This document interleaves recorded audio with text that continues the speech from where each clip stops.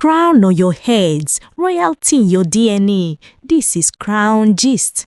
If you are still watching and you haven't clicked that subscribe button, you are sitting on a bicycle. Hit that button now and join the family for the realest palace updates.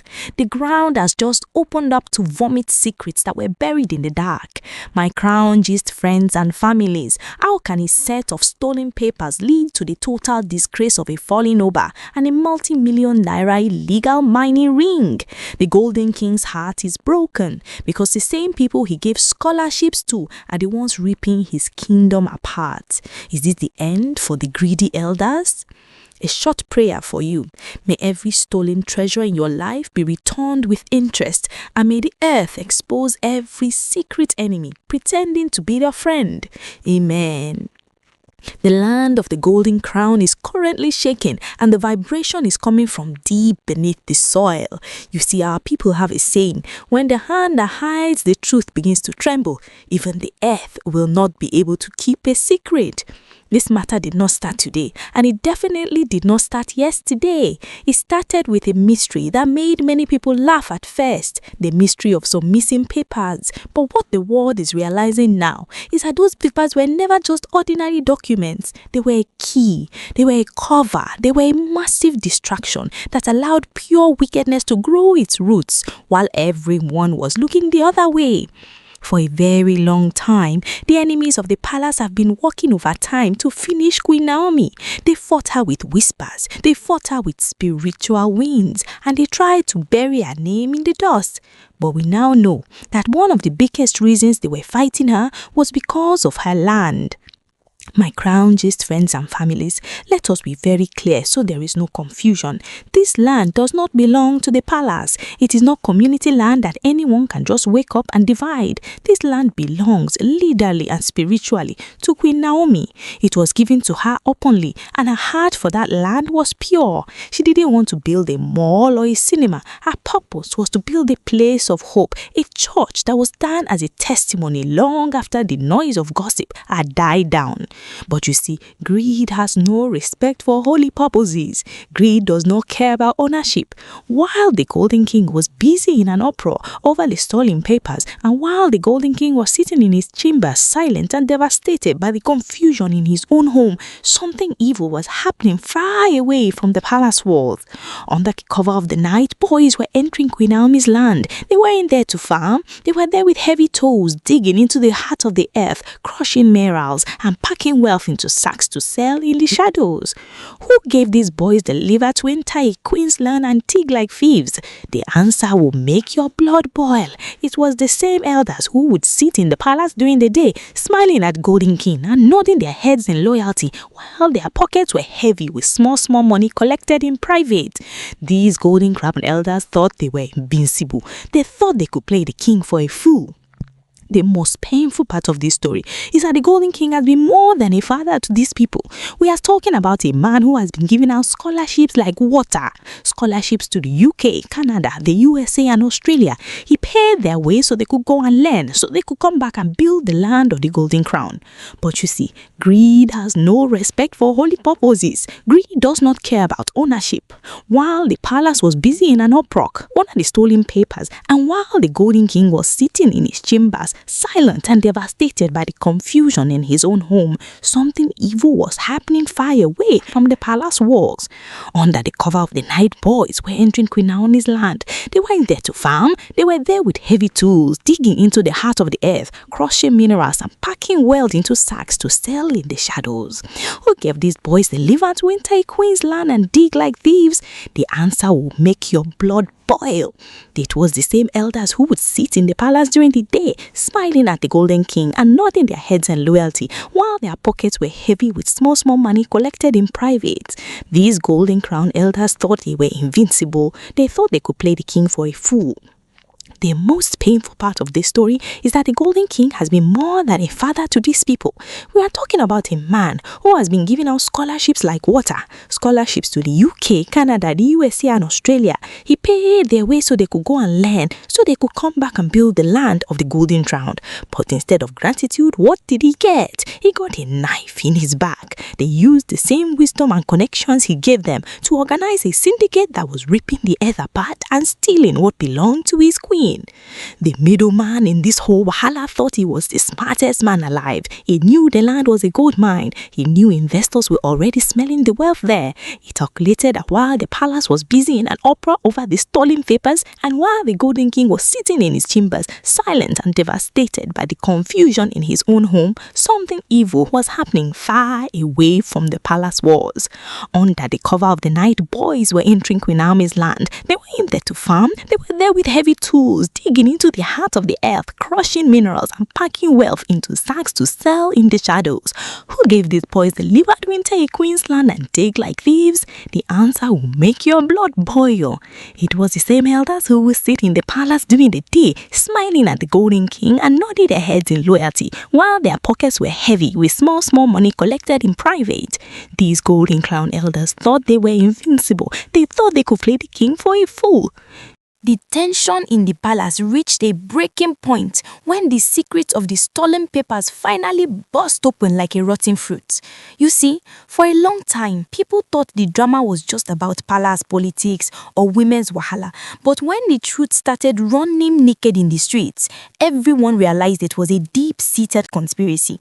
The middleman, who thought he was playing a master game by siding with the greedy ones, didn't realize that the Golden King's silence wasn't weakness, it was a gathering storm. While the boys were busy digging up Queen Naomi'S land, thinking they were safe because they had the backing of some Golden Crown elders, the spirit of justice was already moving. The discovery of how those papers were stolen became the crack in the wall. They found out that Dele, the one who took the documents, didn't just act alone, he was paid to do it. He was hired to create a spiritual and physical mess in the palace, just to keep the Golden King's eyes away from the treasures being stolen from the land. They needed those papers to disappear so that the proof of ownership would be gone, allowing them to claim the land was quote-unquote empty or communal. When the news hit the palace that the papers had been traced and the thief had confessed, the arrogance of the elders turned to cold fear. The same people who used to walk with their chests out, shouting about tradition, started looking for where to bribe. They knew that if the Golden King could trace the papers, he would soon trace the sacks of minerals leaving the land in the middle of the night. The link was now clear. The papers were the cover-up, but the illegal mining was the real fire. The Golden King, a man who has spent millions sending the children of these same elders to schools in the UK and Canada, was heartbroken. He couldn't believe that the people he fed with a long spoon were the ones trying to poison his well. He looked at the reports coming in from the farmers and the local people who had been too afraid to speak before. They started coming out one by one saying, "Kabiesi, we saw them. We saw the trucks. We saw the boys digging, but we were told." The elder said it was palace business. The betrayal was so deep you could feel the pain in the king's voice. He realized that the very people who were supposed to be the custodians of the land of the Golden Crown were the ones selling it piece by piece. Queen Naomi, who has always been a woman who doesn't like trouble, had been quiet all this while, but her silence was now her greatest weapon. As the earth began to vomit these secrets, the shame that was made for her shifted and landed squarely on the heads of those who tried to bury her. The most intense part of this matter is that even after the truth started coming out, some of these elders were still trying to be smart. They were still sending messages to the boys at the mining sites to tell them to clear the evidence and move faster. They didn't know that the Golden King had already invited a power that doesn't take bribes. He had already opened the gates for the authorities to step in. The wahala they started to distract the king had now grown into a monster that was ready to swallow them all whole. Crown these friends and families. The scene at the palace was like a movie. Elders were whispering in corners, some were sweating in the cold, and others were trying to pack their bags before the final hammer fell. But the Golden King was waiting. He was waiting for the perfect moment to show them that a lion may be quiet, but he never forgets his territory. The ground had opened, and the secrets were flowing out like a river of fire. The silence that followed the confession about the stolen papers was not a peaceful one. It was the kind of silence that comes right before a massive building collapses. While the Golden King sat on his throne, his eyes were no longer filled with the confusion of a man under a heavy spell. No, his eyes were now sharp and piercing, looking through the lies of every person who stood before him. The Golden Crown elders, who used to be so bold and arrogant, could no longer look him in the face. They knew that the missing papers plan had officially backfired. Instead of the stolen papers causing Queen Naomi to be cast out and disgraced, those documents became the very evidence that exposed the greed of the men the Golden King trusted most. The middleman who thought he could play both sides was the first to crumble under the pressure of the truth. He realized that the Golden King was now working with hard facts, not just palace rumors. He began to spill everything: how they coordinated with the boys at the site, how they used the confusion over the missing papers to keep the king distracted, and how they had already made millions from Queen Naomi's land while she was busy defending her honor.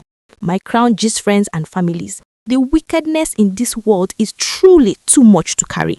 Can you imagine? While the Golden King was busy paying school fees for their children in the USA and Australia, these elders were meeting in the shadows to plan how to strip his queen of her only inheritance. They didn't care that the land was meant for a holy purpose. They didn't care about the future of the land of the Golden Crown. All they cared about was how much mineral wealth they could squeeze into their own pockets. But as the secrets were pouring out, something even more shocking was happening at the mining site. The boys, thinking they were still protected by the big men in the palace, were still digging like there was no tomorrow. They were crashing the earth and carrying out minerals with so much confidence, not knowing that the Golden King had already signed the orders that would bring their world to an end. Their arrogance was so high that they even chased away the local farmers who tried to pass through the area, telling them the land had new owners. In the palace, the atmosphere was so heavy it felt like it will explode. Queen Naomi remained calm, but her presence alone was enough to make the guilty tremble. She didn't need to shout. The earth she owned was doing the talking for her. Every sack of minerals stolen, every hole dug in secret was now a witness against the fallen elders. The Golden King was no longer the man who was devastated. He was now the judge. He began to revoke the privileges he had given to these families. The scholarships, the honors, the access, everything was being stripped away in real time as the betrayal became clear. But even with the truth running naked in the palace, one person was still pulling strings from the dark. Oba, the fallen elder who had already been disgraced and banished, was not ready to go down alone. Even from his place of shame, he was still sending messages, still trying to coordinate the boys, still trying to prove that he could not be silenced. He didn't realize that the Golden King was no longer playing games. The time of settling it quietly had passed. The land of the Golden Cloud was about to witness a disgrace that would be told for generations. The atmosphere in the land of the Golden Crown changed the moment the sirens began to wail. It wasn't a quiet arrival. The police entered Queen Naomi's land today, not with soft words, but with the full authority and anger of the law. They came with evidence that could not be denied. My crown gist friends and families, it was a sight to behold. The boys who were digging like they owned the world were rounded up like common thieves. The illegal mining center, which had been ripping the heart out of the earth for months, was shut down instantly. The heavy equipment they were using to crush the soil fell silent, and for the first time in a long time, the land felt at peace. But the biggest disgrace was yet to come. As the police were making arrests at the site, the trail led straight back to those who thought their titles would protect them. The fallen Oba, even in his banished state, was exposed for still sending boys to do his dirty work. They said the disgrace he faced today was so loud that it could be heard in the next kingdom. He wanted to finish Queen Naomi, but he ended up finishing his own reputation. For every tear she shed over those stolen papers, a new secret was exposed today. For every minute she spent defending her character, a new handcuff was clicked into place on the wrists of her enemies. The Golden King stood tall as the reports came in. He has finally realized that the peace of his kingdom depends on removing the rotten tubers from the basket. The scholarship boys, the greedy middlemen, and the fallen elders, they are all saying that when God decides to fight for a woman like Queen Naomi, no amount of sacred titles can save the guilty. The project for the church can now continue, and the land that was meant to bring hope will finally fulfill its purpose. This victory is not just for Queen Naomi, it is for everyone who has ever been robbed in the dark while their enemies laughed in the light. The land of the Golden Crown is being cleansed and the restoration is in full swing. The Wahala that the enemies thought would destroy the palace has instead become the fire that purified it. Now, my crown gist friends and families, I must remind you of something very important. Please keep in mind that all the information I have shared with you today is based on alleged reports and rumors making the rounds on social media. These are unverified stories and should not be taken as solid facts or the absolute truth yet. We are simply bringing you the gist as it is being discussed in the digital space. What do you think about this massive disgrace? Do you think the Golden King should show mercy to his scholarship boys, or should they face the full weight of the law? Drop your comments below. Let us talk about it.